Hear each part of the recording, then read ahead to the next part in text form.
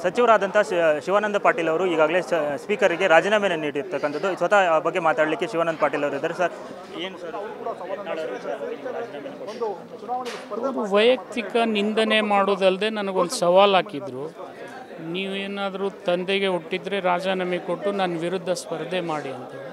ಆ ಹಿನ್ನೆಲೆಯಲ್ಲಿ ಇವತ್ತು ರಾಜೀನಾಮೆ ಕೊಟ್ಟು ಅವ್ರ ಸವಾಲನ್ನು ನಾನು ಸ್ವೀಕಾರ ಮಾಡಿದ್ದೆ. ಯತ್ನಾಳ್ ಅವ್ರಿಗೆ ಯಾವುದೇ ರೀತಿಯಾದಂಥ ಏನಾದ್ರು ಡೆಡ್ಲೈನ್ ಏನಾದರೂ ಕೊಡ್ತೀರಾ? ನಾನು ಕೊಡೋದಿಲ್ಲ.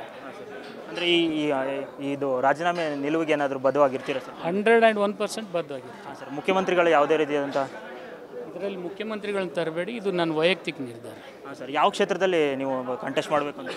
ಅವ್ರು ಎಲ್ಲಿ ಹೇಳ್ತಾರೆ ಅಲ್ಲಿ ಕಂಟೆಸ್ಟ್ ಮಾಡ್ತೀನಿ.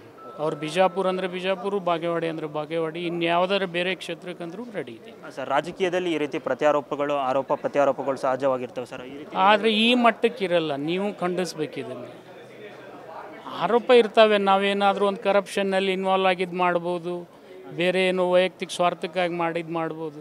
ಆದರೆ ತಂದೆ ತಾಯಿನ ಎಳಿಬಾರ್ದು ಯಾರು ರಾಜಕಾರಣ.